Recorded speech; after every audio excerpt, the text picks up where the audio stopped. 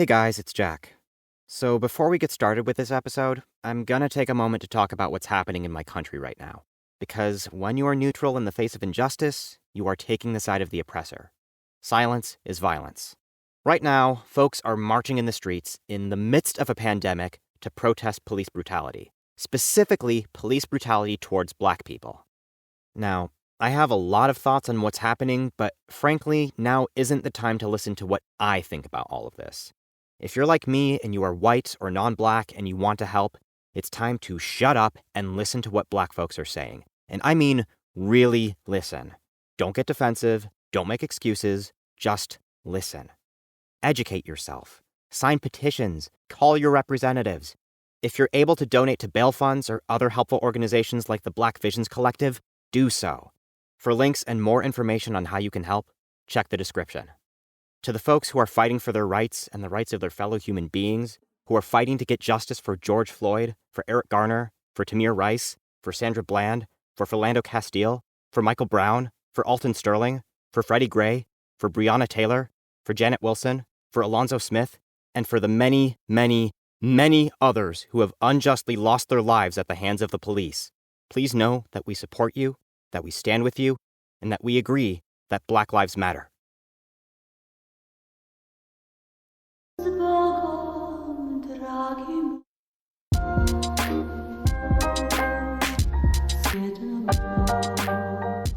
Here we fucking go. Welcome back to CollaboRadio, the plunderphonics podcast.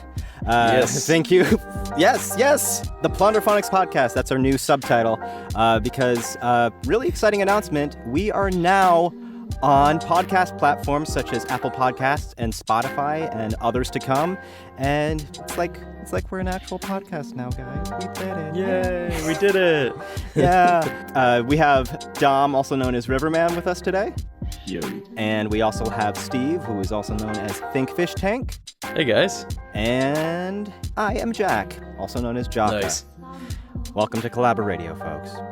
Well, guys, we've been thinking a little bit about what to do with CollaboRadio and kind of how to turn it into more of like a regular podcast. And we're toying around with the idea of doing at least a monthly show. But that's probably about what we'll do, considering in the past 3 years we put out 10 episodes. So if we put out 12 in a year, that'd be really good. So let's yeah, that'd be that's sweet. our goal right now.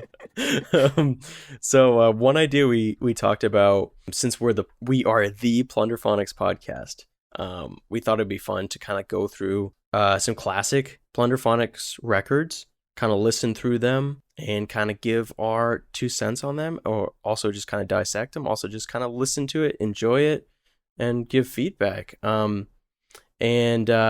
We were originally thinking about doing a little record called Introducing by DJ Shadow, which is, of course, one of the great Plunderphonics records.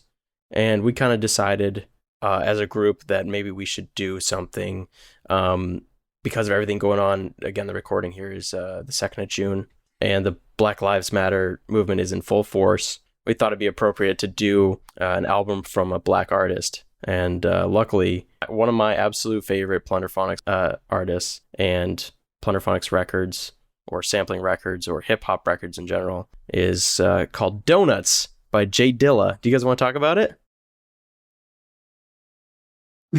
Great. All right.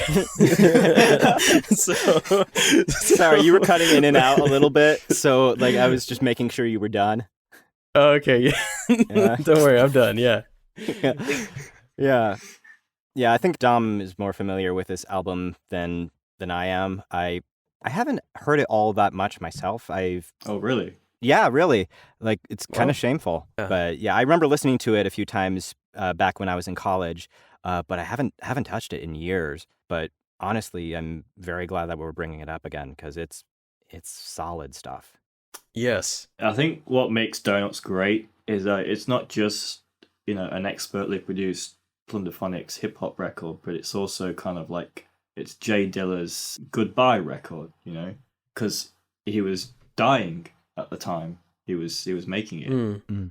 And a lot of the tracks you're hearing were made while he was literally in hospital. So, like, it's a great album, but it's also, within its context, a very emotional album as well. Right. There's one track towards the end of the album. It's Bye. That track always gets me because it's like Dilla literally saying like bye. Yeah. You know? It's just a great record and a testament to Dilla as just an incredible creator of hip hop grooves, and it's inspired me a lot over the years, specifically with my more like chopped up hip hop tracks. They're directly influenced by this album. Just on the mixtape we put out. When was that? Like a month ago? I can't even remember. Wow. Yeah, it was a month ago. Yep. Feels like an age crazy. ago. Yeah. Yeah. Yeah, a month ago, the opening track that I made for the mixtape, You and Me, that's a straight Dilla influenced cut. It's just straight Dilla influenced. So yeah. Yeah, I would say this is probably one of the records that inspired me as far as like plunderphonics and sample based stuff goes. And one specific memory I have of this, and I'm not sure if either of you guys have this same memory, but I remember when we were in Pittsburgh with Pat. We all went to Pittsburgh in, I don't know, summer of 2013. Yeah, that was with all of us. Yep. Now, it could have been the year before. See, like, that's the tough thing. There were two trips. There was one in 2012 and one in 2013. And I'm not sure. I wasn't in the 2012 one. That's how you distinguish the two. I'm guessing it was probably 2012 because I know I had only ever heard this record once, ever. And just like Pat put it on one night. We're driving home from, actually, you know what it was, Jack? I think it was that summer. And we had gone to Hershey Park. Do you remember this? Yes. Yes, I do. We made this really long drive to Hershey Park. What was it, like almost 4 hours? Yeah, it was a lengthy drive. Yeah, it was worth it. It was hella fun. Oh yeah. But I remember on the ride home, like Pat put on Donuts, and I know I had heard at least most of it before because I recognized a lot of it. But whenever I put on Donuts, I think about kind of that night, like chilling in Pat's car on the way home from Hershey Park, just listening to Donuts with you guys. It was probably who was there? It was you, it was me, it was Pat. I think it was Milo too. Tim. Yeah, Tim and too. Milo. Yeah. Were they both there? Tim and Milo, or is it just Tim? Fuck, I'd have to go back and look at the pictures. I think Milo was there. Right. He was, absolutely. He was. Yeah, he was. Oh yeah, and Tim was definitely there too. Tim was definitely there too. Milo was still in that phase of not being photographed. So that's why my memory is confused. I didn't know what he looked like at that point. Right. I still didn't know. The first time I knew for sure what Milo looked like was when he was approaching me at the airport in the 2013 trip. Oh, that's so scary. He played like a practical joke on me. He was like, "Hey, do you know where the nearest payphone is?" or something like that. That's funny. He was. So Milo, of course, is Sapient Alien, if you guys are listening and are confused about the context here. And then Tim is T-Sex. T-Sex, and Pat, of course, P.SUS. But you guys know that if you listen to this podcast. Probably. Anyway, so whenever I put this album on, and I do every, I feel like I put this on like every 6 months. I really do enjoy this album. And at least I'll play like some of my favorite tracks on it. Maybe not the whole thing always, but yeah, it really brings me back to this one vague memory I have of, just driving through Pennsylvania, chilling with the bros. So it really kind of a pleasant memory in my brain. Of course, the music itself really inspired me to start doing weird stuff with music. Yeah. Makes me wish I was there. Dude, the second trip was hella fun too, though. The car ride with Timmy, right? Timmy driving to Pittsburgh was pretty fun. Yeah, we played a lot of fun music. I think with having said that, that tells you our relationship with the album. I think we should just dive in and kind of talk our way through it. Oh, yeah. Unfortunately, we can't play the audio of the album on this podcast because copyright. But fortunately, the album is available to stream in multiple places. We'll have them down in the description below. I know it's on Spotify. I know it's on Google Play. I know it's on Apple Music. And I'm sure it's other places as well. But those are kind of the three I recommend. Yeah, absolutely. And I would say since I think we're going to do more of this stuff in the future, kind of like listening to albums and talking about them. Of course, if people enjoy this, if they hate it, then we might not. But I think for records that were put out by major labels, we'll probably do it this way. Mhm. And for records that were put out by people that we know personally, we might be able to play that through the podcast, which I think would help the experience. Oh, absolutely. But just so you guys know, going forward, if it's a major kind of record, we can't unfortunately play it on the podcast, or else we will get pulled from all your favorite platforms. Yeah, wouldn't want that. So. No. So that Alright, being so, said, we'll kind of sync it up. Sorry to interrupt you, Dom, but we'll try and sync we'll it up. just say, are we going to be counting in? Oh, yeah. Yeah, let's do it. So, yeah, the very first track is called Donuts, parenthetical, outro, funnily enough. But yeah, we'll do a 3, 2, 1, and go, and click when I say go. Okay, perfect. If that makes sense. All right. All right, listener, did you understand that? Great. I would say, if you need to pause the podcast right now so you can pull up the album, do that. Yeah. All right, because I am hovering over the play button right now for the first track of Donuts, outro. 3, 2, 1, go. Just go straight in. Yeah. I love this 12-second intro/outro. Yeah. And then, boom. Yeah. Working on it. One of my absolute favorite tracks. I pull this up all the time. This is wild for like a first like proper track. It just completely just hits you like out of nowhere. Yeah. Just drops you straight in. It's crazy. Is it just... yeah, go ahead, Dom, and then I'll ask my question. Yeah, I was just going to say the sample source on this one is one I know very well. It's The Worst Band in the World by 10cc. 10cc. One of my favourite bands, actually. Yeah. From the 70s. They did a lot of great songs, including this one. I recommend checking the original song out, but this cut is really dope as well. Nice. Yeah, I found the 10cc record in a shop a few years ago, and I picked it up just so I could hear this. I'd never actually heard the original track. It's a great record, sheet music. It is. It is a good album. record. I can't remember the name of it, but I enjoyed it. Yeah, sheet music is... Sheet music, thank is the you, name right. of it. Yeah. I just picture it has like a yellow cover, is that right? Yeah, that's the one. Yeah. But yeah, the question I was going to ask is, do you know if there's multiple versions of any of these tracks? Because I swear there's sometimes like I hear something slightly different in different versions. You ever notice that? There is another Dilla album called, is it The Shining, which has a lot of these tracks, but with featured rappers on them. That might be what you're thinking of.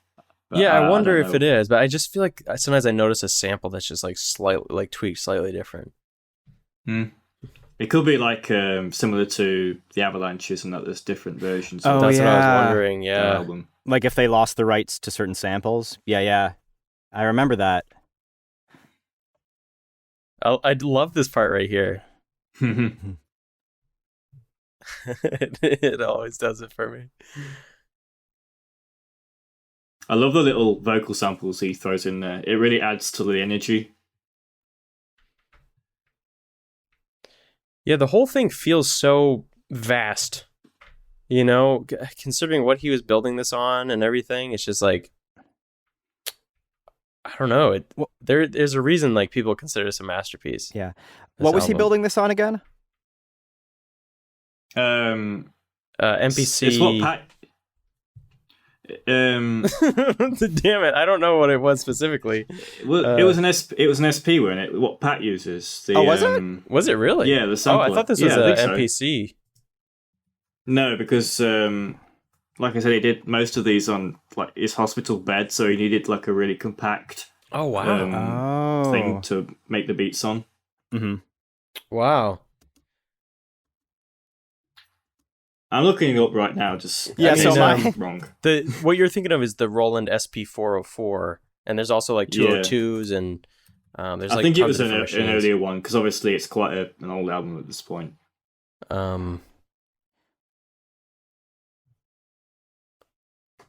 I love the way those vocals kind of roll in there. This is also 10cc, by the way. Oh, is it?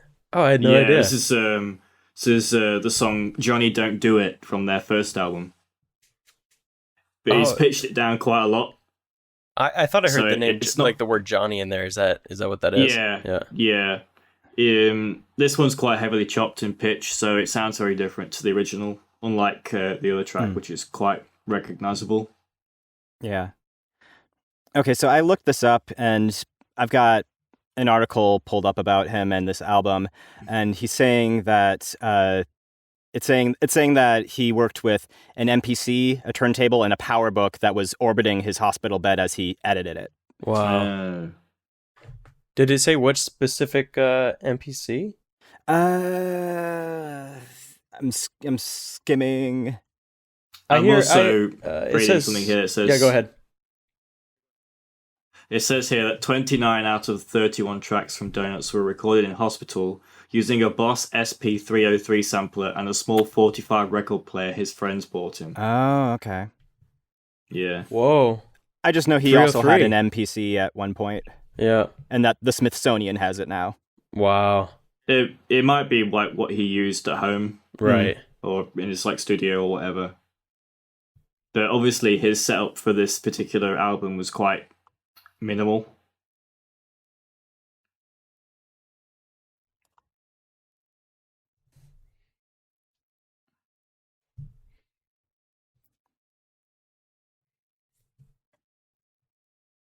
How do you guys feel about like all the really quick tracks? Like for instance, this one's 35, the next one's 49. Do you kind of like that eclectic vibe? Because that's something that always sold me on this album, is like how all over the place it is. Yeah, I mean, I will admit the first time I heard it, I was a little kind of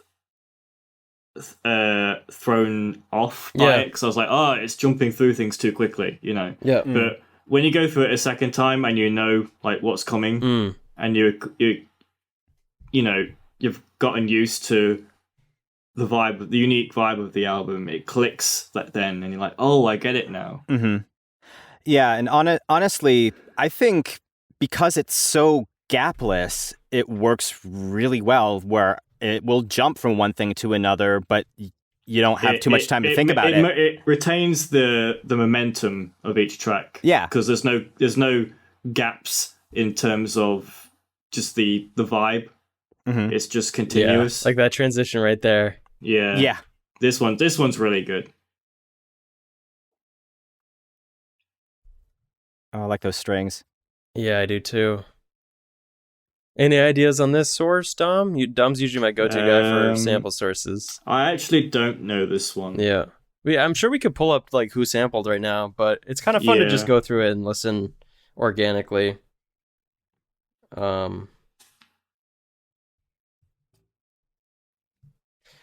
That's kind of one thing I've wondered about us going through these albums. Like, is it more interesting for the listener to hear us talk about if we're really, really informed about the record, or is it more interesting if we're kind of coming to it in kind of a fresh way? I think it's more authentic if we just kind of like listen to it and you know, without going into it too informed, if you know what I mean. Yeah, I was wondering what the right approach was, and I guess we'll kind of like sort that out as we do these more. I mean, one idea I had for this was if people recommended us albums, and obviously in those scenarios especially, we don't really want to go into it knowing everything about it. Exactly. Right. You know, part of the fun is experiencing things for the first time. Yep. Yeah. So I think that's a great idea too, because I'm sure there's tons of underground, you know, sample stuff, hip hop stuff that we've never heard. So it'd be really cool. Even within our own, little community, I'm sure there's a ton of great stuff that we just haven't checked out. Oh yeah, yeah. There's so many creative people. Yeah. This one's pretty crazy. The way the rhythm like speeds up and slows down and stuff. Yeah. Also, just big shift in mood too. Yeah. It's like he switches it up consistently a lot, but at the same time, he always keeps you hooked. There's no like moments where it's like, oh, it's losing me. It's just constantly like stuff is happening. It's keeping you engaged. It's keeping you there. Things don't overstay their welcome. It's great. Yeah, that's a good point. I wonder if these I wonder what these breaths are from.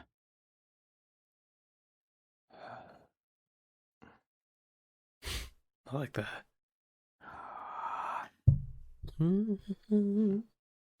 That speed up there, so good. You can like see him like turning the knob, the speed up like knob. Right.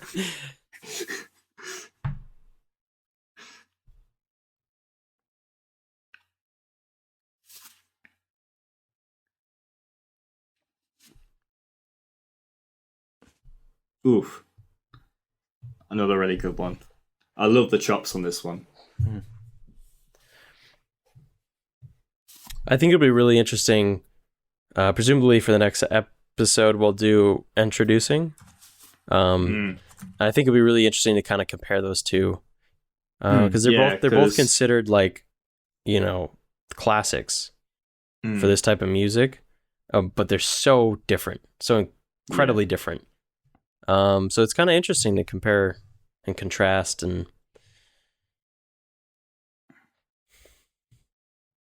I really like the upbeat, colorful, energetic vibe of this album. That's usually why I put it on. Just got like a great vibe.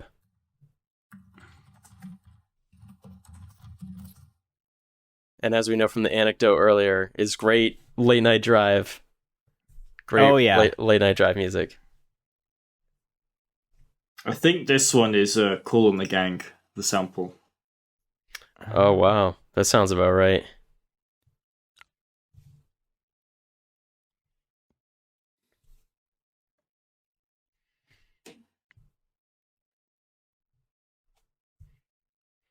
It does really make you wonder what he would have done next. And it's a shame that we never got to see that. Yeah.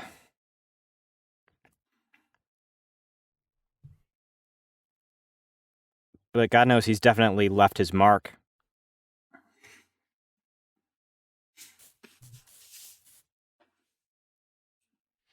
Yeah, just in the people that he's inspired. Right. Yeah, everyone. Like every hip hop producer. At least the last Frank generation. Zappa. I'm not sure about this current generation, what they're inspired by, but hopefully they're going back and listening to the classics. Yeah, I was just saying this one's Frank Zappa, I believe, this sample. Oh. I love this piano. Yeah. This blows me away every time. I don't know about you guys, What is that effect that's on that particular note where it like it almost like vibrates? It's a crazy sound. I don't know how he does that. That bit. Oh, yeah. That? Yeah, it sounds like he might be stretching it a little bit. Yeah. But I'm not sure what the exact crazy, thing like, is. There's some crazy like micro effect going on with that. Yeah.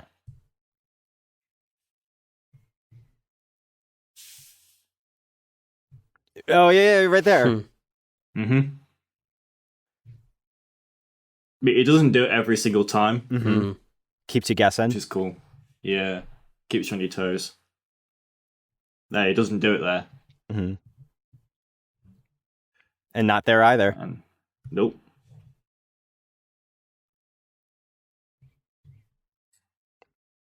And now we're moving on, it seems. Oh, you must be like half a second ahead of me. That sounds like That's a such Jack strange track. little bit. This one's the Jacksons, I think, this sample. Love it. This one's pretty emotive. One of the more emotive tracks, I think.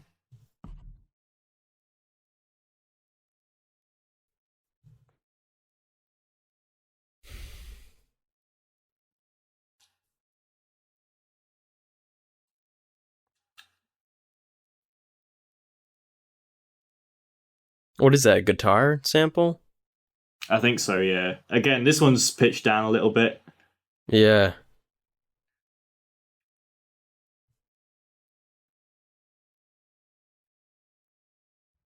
Something about pitching down samples in hip-hop, dude. It just works. That's true.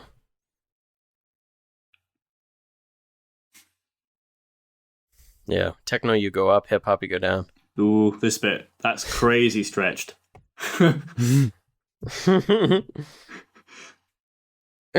yeah.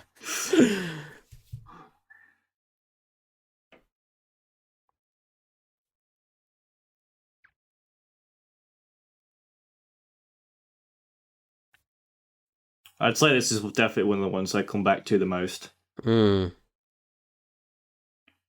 Every time I listen to it, there's like a new track where I'm like, ooh, I think that's my second favorite, because you know, working on it and light works. There's so much variety. Like your favorites change a lot. Yeah. It's usually for me, obviously working on it and Lightworks is probably my second favorite track. But every time I listen to it, I'm like, there's like a new track where I'm like, oh, that's the third best track. Yeah.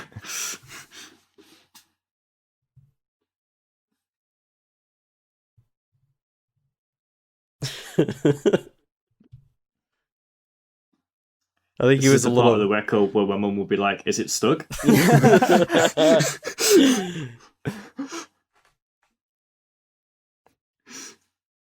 I love it. Is it stuck? No. It's supposed to be like that, Mom. God. It's art, Mom.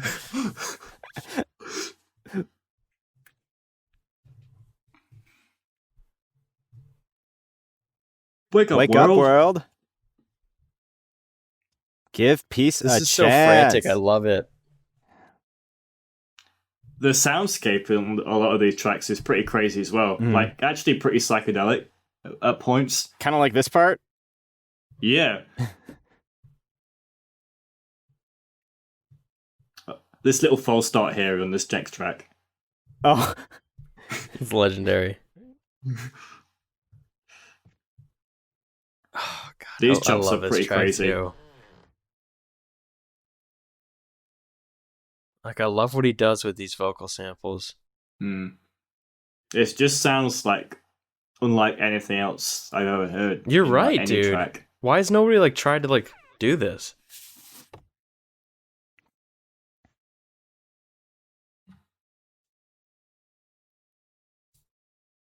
And the way he like subtly changes it through each rotation, like it never fully repeats itself. That's a good point. I didn't even really think about that.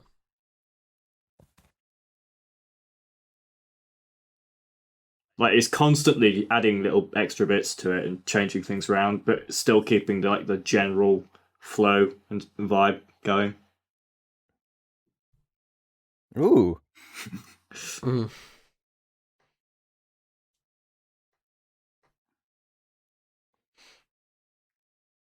One thing I really like about this record is, I don't know, I know there's no real rules to plunderphonics, but it just kind of says, like, you know, it's okay if, like, you know, it doesn't have to be,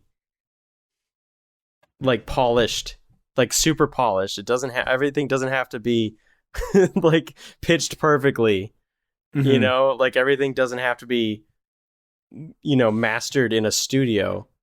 This feels so much like, it just feels like a, I don't know, what's the word I'm trying to say here? Because I got distracted by my favorite song. Yeah, this one is trippy as fuck, dude. Jeez. Oh, Steve, were you just kind of like going off of how sometimes that raw sound is a thing to be desired, as opposed to something that's completely clean? It's exactly raw, but in a very, like I say, in a very emotive way. Like you can feel like Dilla himself coming through these tracks. You hit the nail on the head of what I was trying to say. You can feel like this is him, you know? It's really powerful. And it doesn't feel overproduced, which is something, you know, like I hate when that happens. It just feels authentic as hell.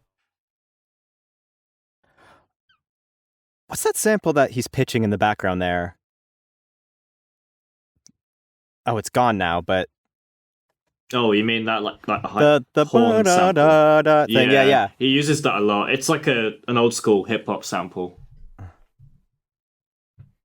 I remember finding the source of this one time, and I can't remember what it was, but is it an What, you advert? mean- Is that what it is? Yeah, it's like an experimental jingle from the early '60s used on like early electronic equipment.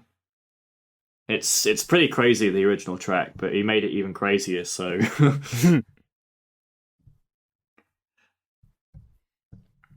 This is one that, if this was a 4-minute track, I would love that. just play it twice, dude. Exactly. There you go. We figured it out. That's normally what I do. I remember one time someone commented on one of P.SUS's tracks and was like, this should be twice as long, and he commented, just play it twice. I mean, he's not wrong. No, he's not wrong. I think there's like a little bit of ingenuity there. I like that. This is a classic hip hop beat, this one, from a Mountain Live record, I think. It's used in loads of, classic hip hop beats, and he's basically just done like a little homage track to the beat itself here. Yep. Which is pretty cool. Didn't Pat himself sampled this, I think, on the Sky Rhythms album. This has been sampled so much. It's like one of those classic things that like everyone has to sample at one point.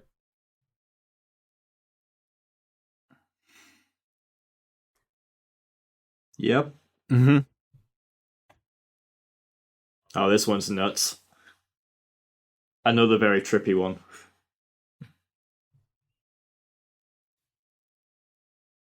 Oh, whoa. This one just this one jumps around a lot.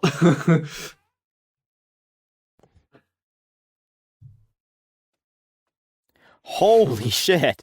Yeah. Yeah, that blew my mind when I first heard it. I was like, whoa, where did that come from? It's very daring. Like he deliberately like throws like curveballs in there from time to time that just completely like knocks you back and like it's like, whoa, I did not see that coming. Mm-hmm.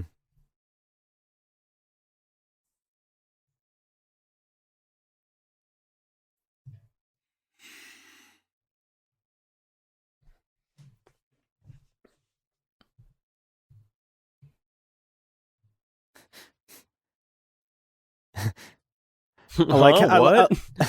So this is called the Twister, and then in parentheses it says, "Huh? What?" I love that. I really love that choice. Yeah, this one's smooth. Oh, damn. Oh, there's that classic. Oh yeah. That's as old as hip hop. I mean, there's a lot of classic samples in there that he's just like very kind of like just sticking in there every now and then and just letting them groove. It's crazy that he was already paying homage to these samples, and they still get used to this day. Mm-hmm. Yeah. Well, when a sample's great, dude, it's always going to be used. Oh yeah, hell yeah.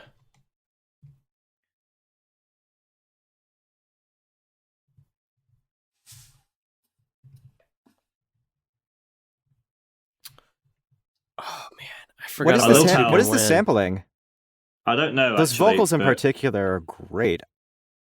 Yeah, I mean, there's a lot of 70s soul on this album, soul samples. Mm. It's going to be from a 70s soul record for sure. I love how smooth the loop is as well. Mm-hmm.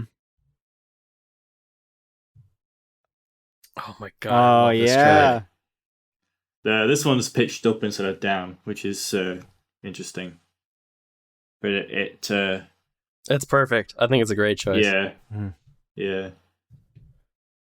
This is another song that's I'm like, oh, this one's my new third favorite. It's a very catchy one. I like the catchy ones. Yeah, they connect with me.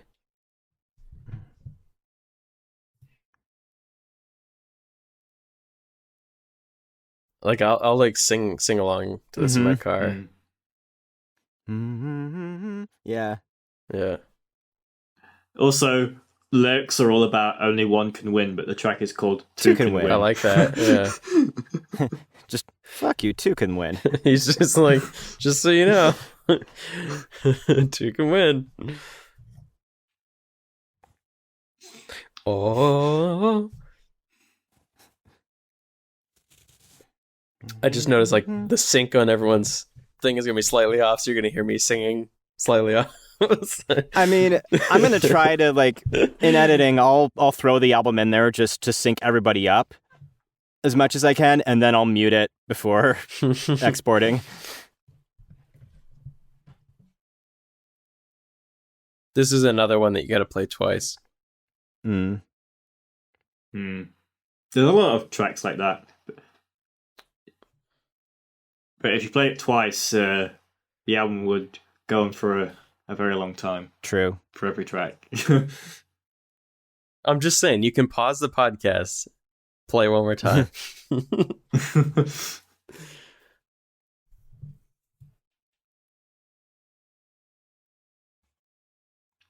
These cuts are pretty crazy here as well.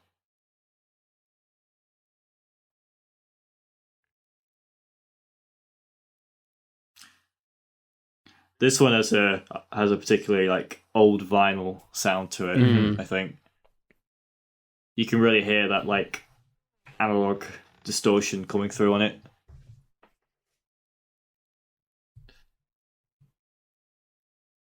And the way he changes the flow here. Oh, holy shit. Oh, I love this bit. Yeah. He like lets the sample play out, and then he just completely flips it just out of nowhere. It's crazy. So good.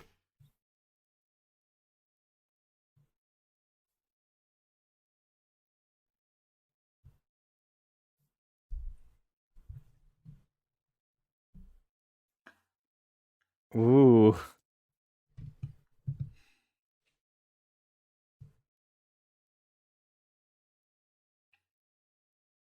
And back in. Yeah.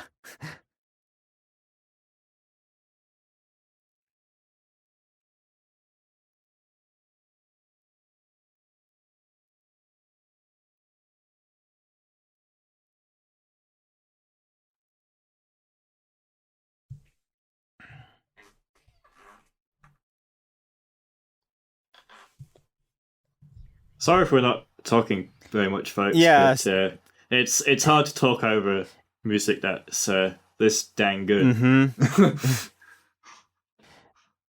And if you're listening to this podcast and you don't have the album up, what the fuck are you doing? Yeah, like seriously. I was thinking about completely that. wasting your time. I love the riff in this one, the like guitar riff, and the way he chops it, so it has like a really kind of like jagged, kind of unnatural sound to it. Mm-hmm.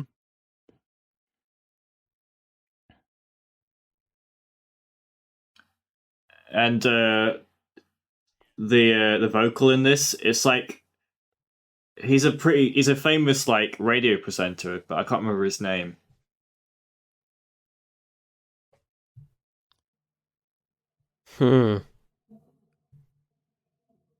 Wow. Totally forgot about this track. This is great. This is one of the sleeper cuts. It's not the most memorable. When you do play it, you're like, oh yeah, this one's good.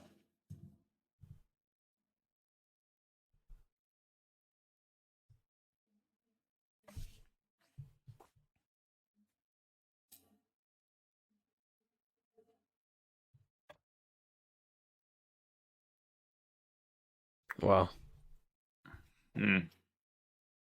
How sharp the cuts are on that guitar is so good. It's so cool.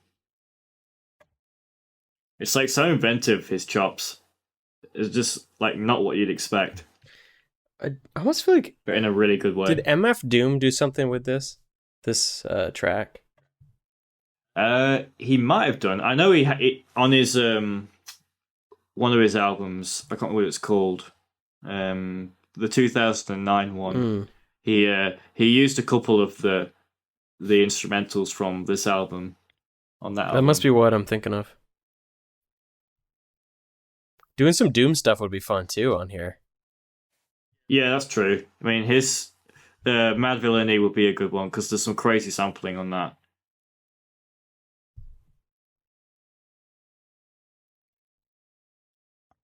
What is this sampling? I don't know. Fuck. Because It's cool, though, it sounds whatever it is. familiar, whatever it is. Yeah. It sounds like a very old track, like a late 60s track to me. Mm. It has that kind of like brittle distortion that 60s guitars have. Mm. I could be completely wrong, but it sounds old. I'm intrigued by the name too. Geek Down. I'm intrigued by a lot of the names. I suppose a lot of these we just don't know like what the meaning of them are. Mm. I like it. You can definitely tell he had some fun with the title names. Yeah, I mean, again, it's just another like addition to the personality of the album. Oh. The transitions were really catch you off guard, but in like a really kind of exciting way. Mm. I notice I've been kind of watching the I've got the playlist up and I'm watching kind of as it goes through the songs. I think the better way to do it is not to pay attention at all. Those transitions really catch you by surprise. It's funny. That's kind of the joy of it. That's a good point, actually. I'm going to do that now. I mean, I know the album pretty well, so I kind of already know when the transitions are coming, but still.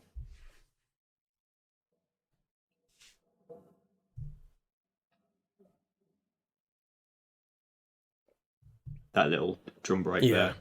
It's probably a sample, yeah. Yeah, definitely.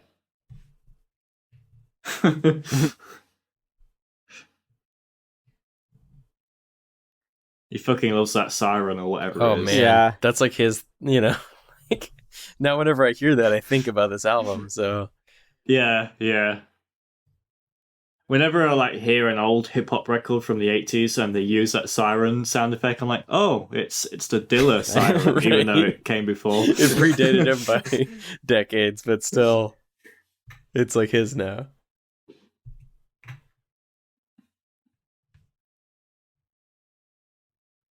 This is just like such classic hip hop. Yeah, this one's very old school sounding.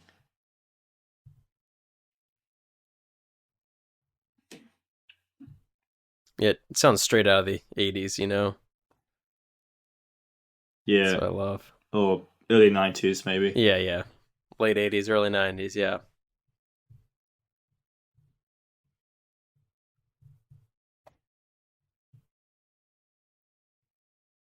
This one's called One for Ghost. Another great name. Who's Ghost? Yeah. Ghost is someone. I can't remember who, though. Jon Snow's dog? But yeah, well, the point I'm getting is he dedicated this track to someone.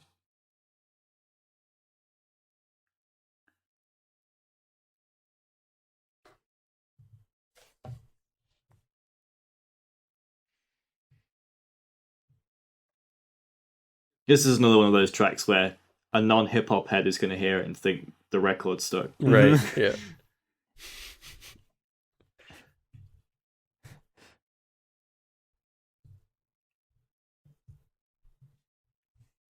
I'm assuming this is pitched up, yeah? Probably, yeah. Slightly, I think.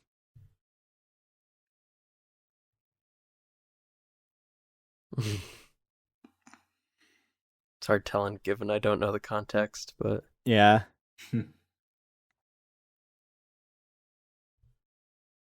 I love that.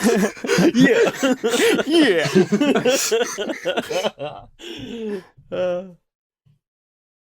This is one of the most feel-good tracks, I think.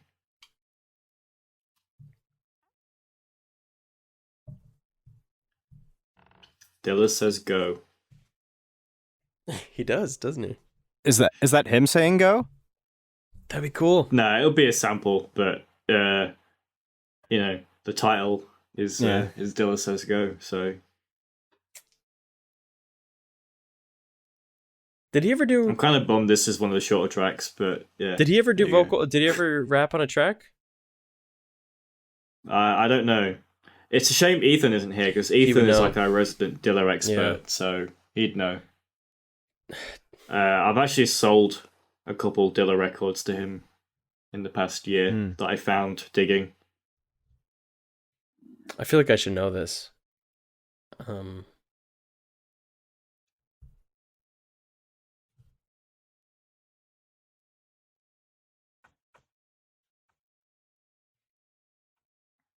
Whoop!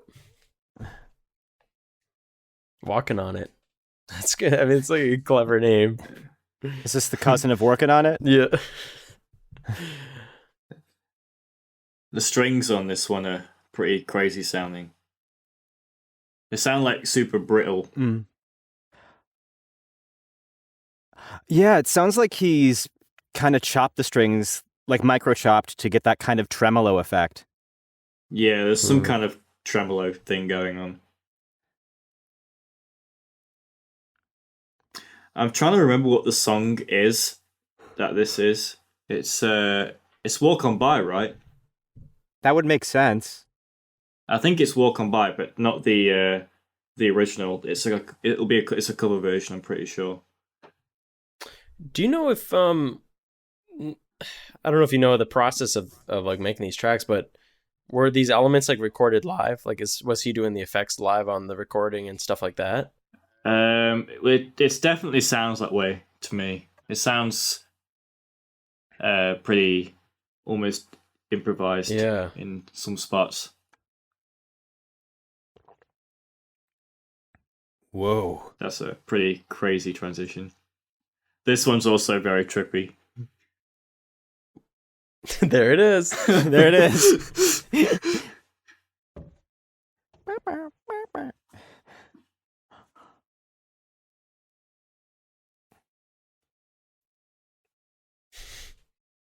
This one almost sounds like a 80s like post-punk track to me. It sounds like it sounds like a New Order thing or something. Yeah. It's like if the Beatles made it to the 80s.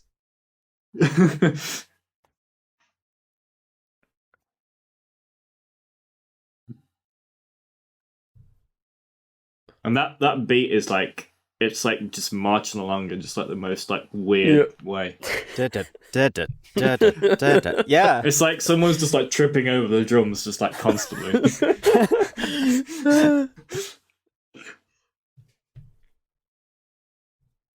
I'm just imagining someone with very long arms trying to play the drums.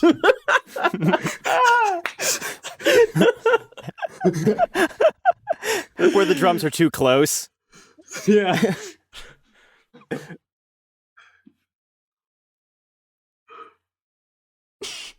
There was a little solo with a long arm drum man.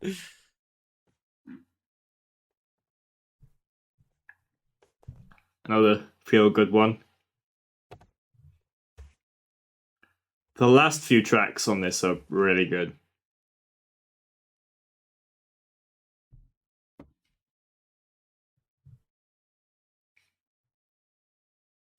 Interesting how he switches love you to you love in the title.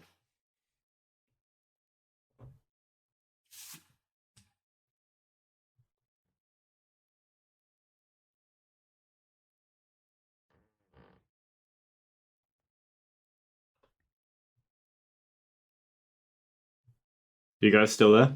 Oh yeah. I'm just like really okay, cool. really absorbing this one. I was worried I'd lost connection there, but it's fine. No, you're here. Yeah, if anyone's just listening to this podcast straight, there's gonna be some weird silence. This one's pretty seductive. Another one that has a really cool chop to it. It just finds grooves and just the weirdest things.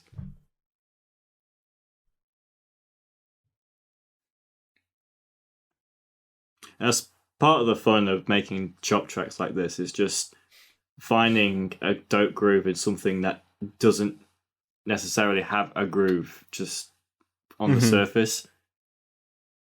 Yeah, absolutely.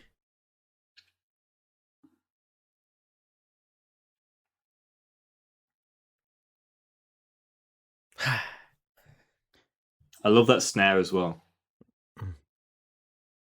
Yeah, I wonder how many of the Yeah. single percussion hits are samples or I think there's going to be a mixture of sample pack or, you know, electric drums and sample drums from the original tracks mixed in. I think. Yeah, of course. Oh, yeah. Because obviously it's going to need bumping kick drums and stuff to get the hip hop vibe. Yeah, of course. But yeah, this is the one I was talking about earlier about being really emotive because it's like his goodbye track. It's another one of my favorites on the album. Yeah.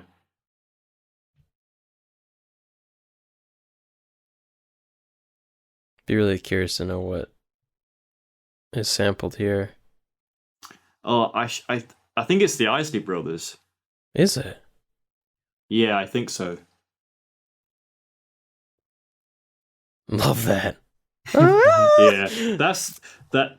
Whoa, that's like a sample that I'd never ever think to use. I'd hear that and think, "There's no fucking way I'm using that in a track." But Dilla's like, "No, man, just do it."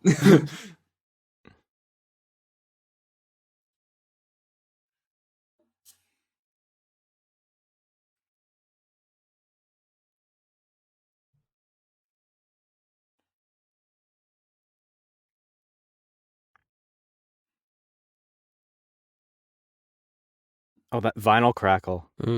Yeah, it's particularly nice on this one. Very warm. Last donut of the night, even though it technically isn't. Yeah. There's a lot of misleading names. That kind of like how the last track of the album is called "Welcome to the Show," right? And the intro is called outro. It's called outro. Yeah.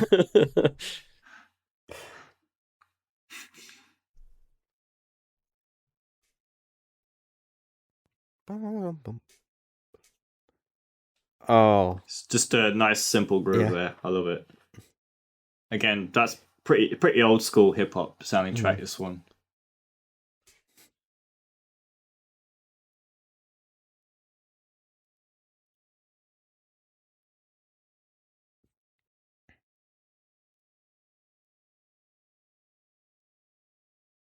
It really accentuates like the old school production style of the tracks he samples as well. That's another thing I really took from this album, is how you can use your own production to accentuate the production of the samples and just like the general vinyl feel as well. It's something I took over onto Crate Odyssey and Faded Recollections in particular. Oh yeah, I could hear that.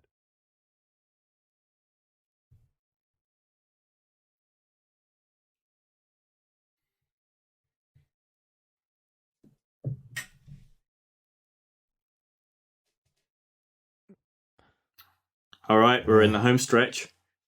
Welcome to the show. Curiously, on my the CD copy that I'm listening to, it's just Donut's intro. Really? Oh, really? Yeah. Huh. Yeah. So there's different titles, which is interesting. That is interesting. I'm curious why that happened.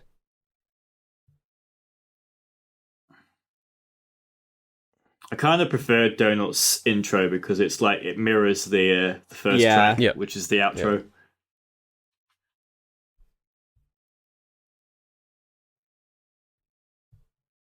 Again, the raw like production on that sample is so cool sounding. It's so fuzzy sounding.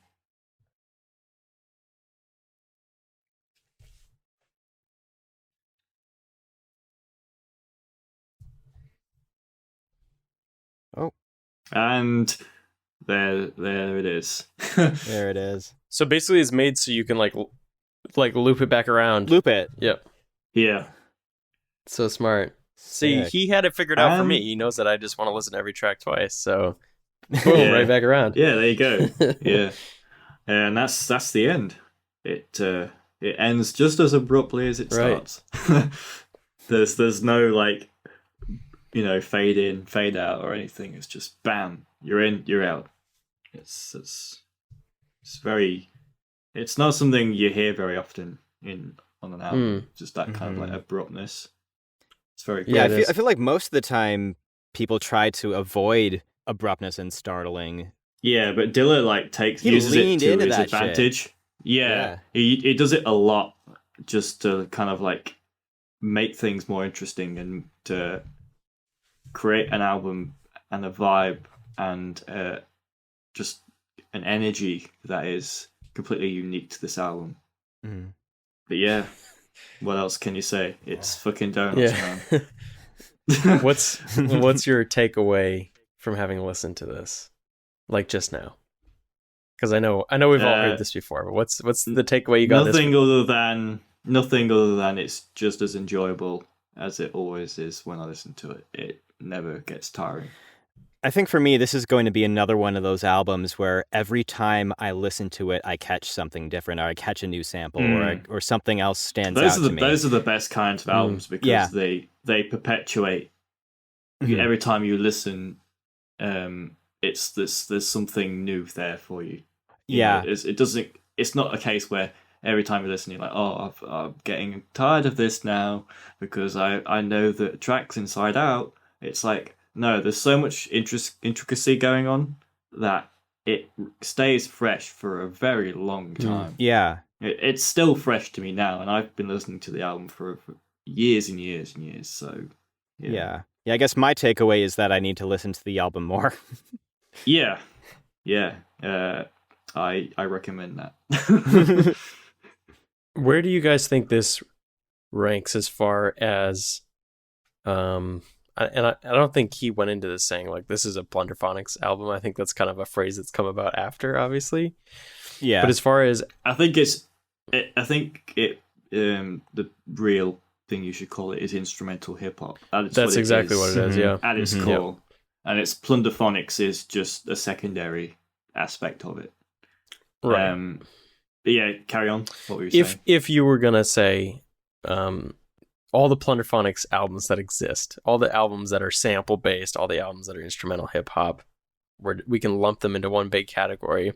Where does this rank for you? Is this like top 10, top 5? I'd say top 3, dude. I agree. Yeah. It's the only albums in my eyes that Plunderphonics wise that rival this album are Introducing and Since I Left You. They're like the only ones. In my opinion. Of course. Yeah. They're like the golden standard that I aspire to as a Plunderphonics artist. Those 3 albums. I agree. I was gonna say those are basically on the pedestal, on the what do you call it in the Olympics when you get your medals, the medal pedestal. And I think you can rearrange them however you want, but I would agree. Those are what I consider probably the 3 most important albums. Definitely. Is that fair? Most important? Yeah. I mean, obviously, if you have other albums that are Plunderphonics that you enjoy more, that's totally valid. There's no denying the significance of those 3. And Donuts, of course, in particular, because we just listened to it. Yeah. All right, if you lump in any hip-hop record that is a heavy sample album, so you can take anything you want, is this still like a top 15 record? What are you saying, like not just Plunderphonics but hip-hop as well? Yeah, I'm saying all the stuff we already had lumped in there, instrumental hip-hop, Plunderphonics, sample-based records. Right. So you're talking stuff like Mad Villain and... anything from, Doom, anything... Beastie Boys, kind of exactly. Black Star. I mean, Paul's Boutique especially kind of like revolutionized sampling in hip-hop, so that's... What was it? I'm sorry? As well, I think. Paul's Boutique. Of course. Beastie Boys album. Crazy sampling on that, especially for the time. Yeah, I'm trying to think of other ones. There's like Low End Theory by Tribe Called Quest. That's got some great sampling on it. Enter the Wu-Tang, of course, great sampling on it. You know, they're just like the uber classics. Even recently, there's been some pretty decent sample-based hip-hop albums. Oh, yeah. I don't think it's going anywhere. No, not at all. Like, it's such an important part of hip-hop at this point. But how do you feel about this record? If you were going to lump in all of that, is this still top 15, top 20 record? Definitely. As far as importance? Oh, yeah. Yeah. Yeah, for sure. Like, you know, just because it's instrumental and there's no vocal, no rapping vocals on it, at least not direct ones that, you know, aren't samples themselves, it still like holds itself up next to all those like regular hip-hop records like super well, which is, you know, pretty hard going because, you know, you're essentially having to just rely on the instrumentals themselves the entire way through, which is not easy. It's not an easy thing to do. So yeah, it's very commendable. Awesome. Yeah. Well, there you go, guys. All right. Dom, what do you got to plug? I've got to plug this airplane that's flying over my house right at this very moment. Also, I saw a cat on the roof, and it's like 3 a.m. Oh, so wow. I don't know what the fuck that cat's doing. Yeah, plug that cat. But yeah, nothing to plug other than just the usual stuff. Rivermanmusic.bandcamp.com. Go check out my Dilla-inspired beats, I guess. Go check out the Aperture mixtape that we all put out last month. Hell yeah. Even though it feels like 2 years ago at this point. Yeah, that's it, I guess. All right, Jack, what do you got? I got nothing to plug myself, but you can find my music at soundcloud.com/Jawka or youtube.com/JawkaJabberwock. And one more little reminder that you can now find CollaboRadio on Spotify and Apple Podcasts and other podcast platforms as well. So if you want to take us on the go and you can't have YouTube, those options are now available to you. Sweet. For me, just, you know, the normal stuff, thinkfishtank.com. And definitely check out our website for our group, which is collaborate8music.com. And you know what, guys? If you haven't subscribed to our YouTube channel, you should, because we've been putting a little bit more content there. And please ring that bell. Please. Ring that bell so we'll hard. We'll get buried in the algorithm otherwise. Oh my God. YouTube is a dangerous, scary place. Full of bell ringing and algorithms. But I think I'll have a new music video coming up. Oh, I can just tell you what it is. I'm making a video for the track Pat and I did called Business Partners. Oh, sick. Which is, I think the video should be really cool. So that should be out soon. Maybe by the time you're hearing this, that'd be great. Cool. Looking forward to that. Looking forward to that. Yeah, it should be fun. And just like Jack was saying, definitely check us out on all your favorite podcast platforms. And honestly, whatever one you use, if you're on Apple, whatever it is, just give us a follow. What is it called? Subscribe. Yeah, subscribe to us. And leave a... It's called follow on Spotify, but right. yeah. Follow subscribe to it, follow us. And leave a review on... And whatever your on favorite on Yelp. Leave a review on Yelp. But yeah, that would really help us, because right now in all of our podcast platforms we have 0 viewers. You know, because nobody knows we're there yet. Oh yeah. So. Oh yeah. By the way, when you're searching for the podcast, make sure you include plunderphonics after CollaboRadio, because I've found, at least on Apple Podcasts, if you just type in CollaboRadio, it won't come up at all. That's true. I don't know why that is, but that's true. Yeah. I guess the only other thing to mention is if you have any suggestions for what we should listen to in the future on this podcast, if you still want us to do this thing, then you know, feel free to leave comments and suggestions, and we'll think about it. Hell yeah. Hell yeah. All right. Shall I roll in that there outro music? Do it. All right. See you next time. Bye, everybody. Stay safe. We love y'all. Keep listening to good music. Good night.